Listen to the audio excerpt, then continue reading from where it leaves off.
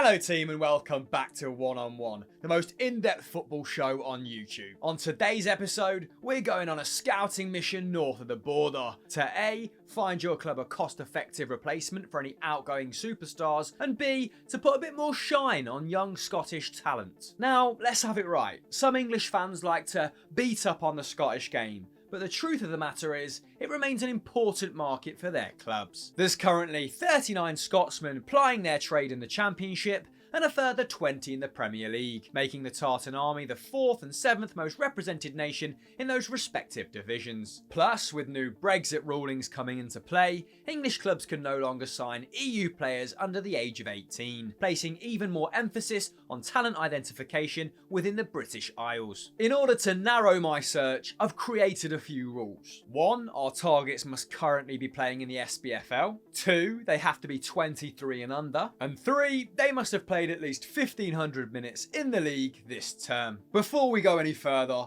do me a solid and drop this video a like and get in the comments. We think Scottish football deserves better coverage, but we can't make that happen without your help. So, without further ado, these are 4 Scottish youngsters that your club should be targeting in the coming transfer window. Left back, Josh Doig. Celtic, Leeds and Leicester are all said to be hot on the heels of Hibernian's 18-year-old left back, Josh Doig. Inexplicably released by Hearts in 2019, Doig joined Edinburgh rivals Hibs soon after, before being loaned out to League 2 outfit Queen's Park. It was at the Spiders where Doig was transformed from a centre-back to a left-back, and he hasn't looked back since. Numbers. For the most part, Doig has alternated between left back and left wing back. This means there might be some inconsistencies in his underlying numbers, as his role is constantly changing, but we'll do our very best to decipher them. Now, despite being extremely highly rated, Doig's game is still very raw. Perfectly understandable given he's only clocked up roughly 30 league appearances. For example, the 18-year-old's pass accuracy stands at a lowly 65%,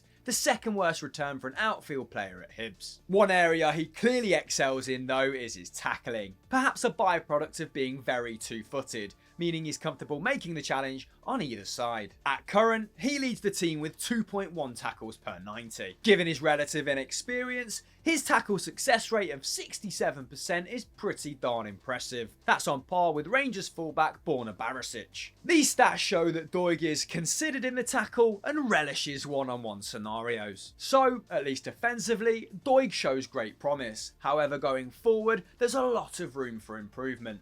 Pretty understandable given his transition from centre back to left back is not long in his rearview mirror. His 0.6 key passes and his 0.7 shots per 90 perhaps indicate he's quite fortunate to have 4 goal involvements at this point in the season. He's also only completing 38% of his dribbles, evidence that the Kieran Tierney comparisons are a little bit premature. Recommendation. Celtic are perhaps best placed to give Doig minutes, but Leicester will be able to offer him a far more structured development plan. With Diego Laxalt returning to Milan and Greg Taylor not quite pinning down the role, the boys need someone of starting quality now. A big ask for an 18-year-old finding his feet. Ultimately, I hope that whoever comes in for him is receptive to the idea of keeping him at Hibs for another year. Let me know your thoughts in the comments below. Central midfielder, Allan Campbell. Allan Campbell is clearly a young man that takes very good care of himself. At just 22, the midfielder has already racked up over 130 league appearances. For comparison, at that point in his career, Callum McGregor had only turned out 76 times for Celtic. With 24 caps to his name for the Scotland under-21s, he's on the cusp of becoming a fully fledged international too. Now, for those of you not well versed in Scottish football,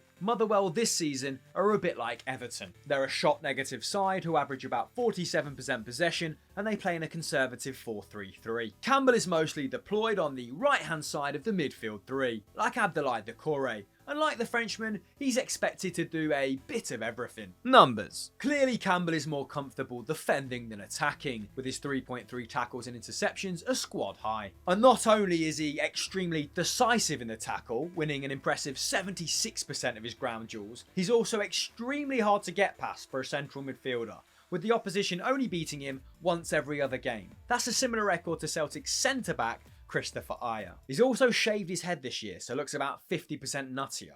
Maybe that has a part to play. Saying that, he's well capable of chipping in on the other end too. The Scotsman has 4 goals for Motherwell this season. That's the second best return in the squad. All from open play too. However, given he only averages 1 shot per 90, this output is unlikely to skyrocket anytime soon. Although to his credit, his shot location is pretty impressive, with 60% of his efforts coming from inside the box. Maybe have a word with Ryan Christie while you're at it. I also like that while he's not a very dribbly player, he's still very adept at winning a foul. In fact, he wins more per 90 than Celtic's French hitman Odsonne Edouard. Distribution wise, his skill set is a little less desirable. He only completes around 29 passes per 90, with just 1.1 of those registering as a long ball. Saying that, Motherwell average the 3rd fewest short passes in the division and the 3rd fewest long passes. Wrap your head around that one. So some of this likely owes to system as well as individual skill. Recommendation. Sadly for Motherwell, Campbell is going to be a free agent come the summer. I have very little doubt that his physical attributes will make him an appealing prospect for plenty of championship clubs. However,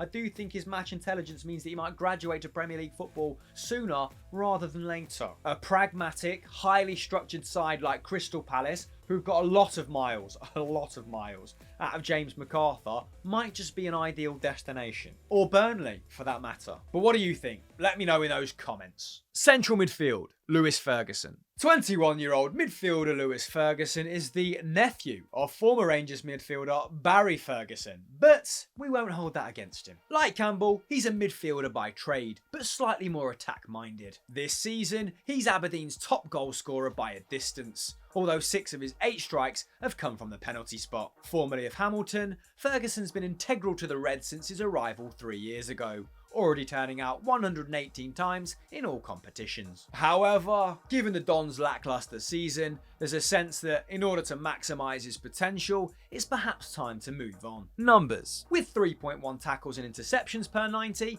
Ferguson's no stranger to defensive work. However, it's his ability to combine this with a really solid attacking output that makes him such a desirable asset. His 1.7 shots per 90 is only bettered by one other player in the squad. However, one of those shots does come outside of the box on a game-to-game basis. Important to bear in mind that Aberdeen have only scored 16 goals from open play.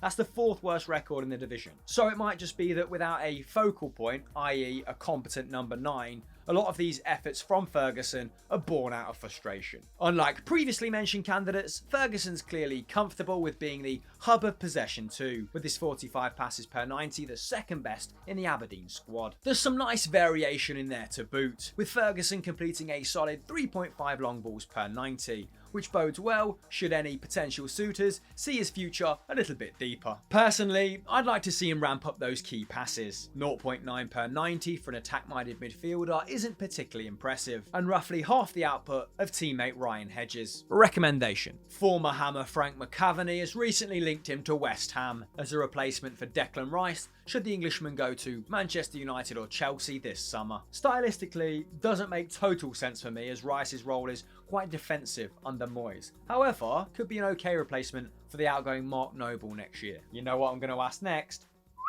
Centre-back, Ryan Porteous. Despite being around the first team for 3 seasons, this year has been a breakout campaign for centre-back Ryan Porteous. The 22-year-old was also subject of a late bid by Championship side Millwall in the January transfer window. However, with 3rd place in sight, Hibs decided to decline. Unlike others on this list, Porteous tends to divide fan opinion. However, when I look at his underlying numbers, all I see are the traits of a promising young centre-back. Numbers. What catches my eye straight away is his distribution. Not only is he ranked number 1 for passes per game at Hibs, he also completes a staggering 7.3 long balls per 90. That's a league best for outfield players. And for the most part, he's not just lumping it hopelessly long either. As per Modern Football, he has the 3rd highest expected passing score in the league, behind only Connor Goldson of Rangers and Kristoffer Ajer of Celtic. There also seems to be a perception amongst fans that Porteous is rash, despite the fact he only completes 0.8 fouls per 90. For perspective, a dozen other players in the Hibs squad give away more. He also completes most of his defensive duties with great economy,